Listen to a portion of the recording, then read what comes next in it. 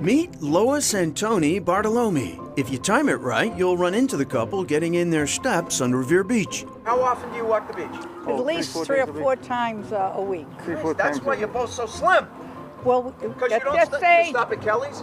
Once in a go while. have, okay. yeah, but we have a lobster roll or a tuna roll. More on the Kellys' diet in a minute, but first, a quick beach history lesson dating back nearly 125 years.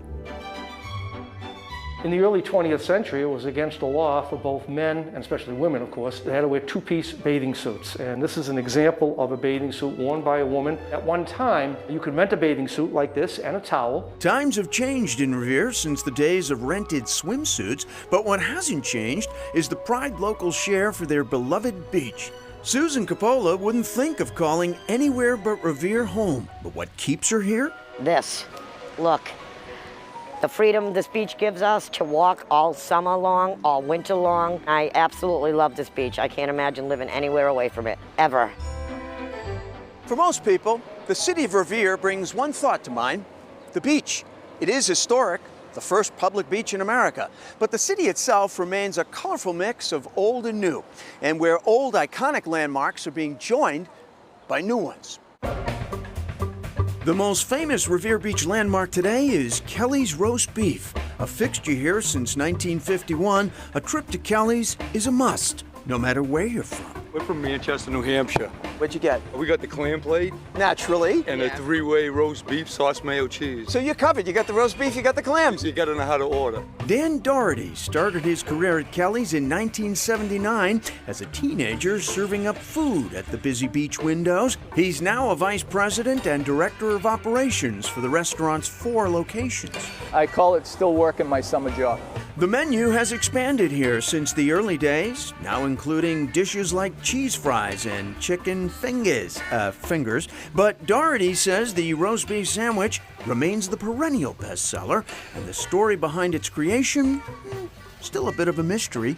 It has it as folklore. There happened to be a wedding that may have gotten canceled for some reason, and on the menu was roast beef. So they took the roast beef over, decided to cut it up, put it on hamburger rolls, And the rest is history. and here we are. No matter what you order, from personal experience, I offer you this public service announcement. Watch out for the seagulls. Hey! The gulls aren't stupid here, Dan. Hey, did you order?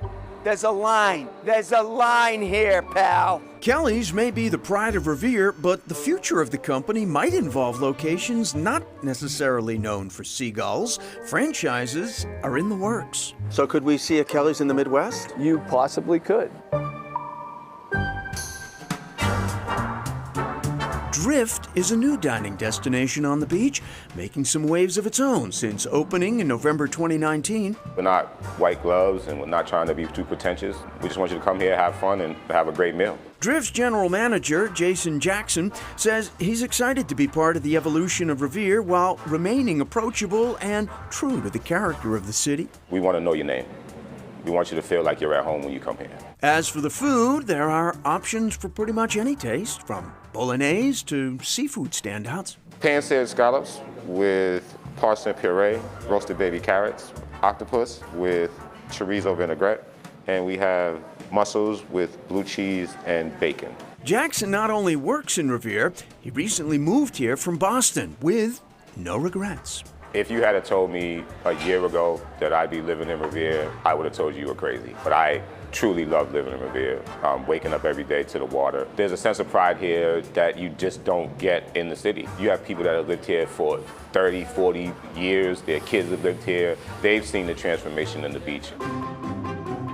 Back to the Bartolomes, they've watched Revere Beach change over the years, and even though they live in nearby East Boston, Revere Beach still holds a special place in their hearts. It's open, nice wide sidewalks, you're not bumping anybody, it's Nope. just wonderful, and it's just, it's a blessing. And Revere native Susan Coppola offers some advice for newcomers and visitors to this city of just over 50,000 people.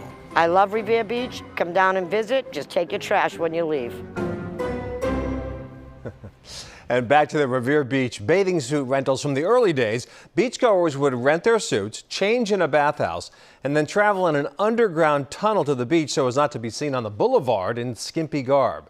The rentals were by the hour. A tall black clock on the beach served in part to remind folks to bring their swimsuits back. A working replica of the clock remains on the beach today. Up next, once forgotten, now memorialized.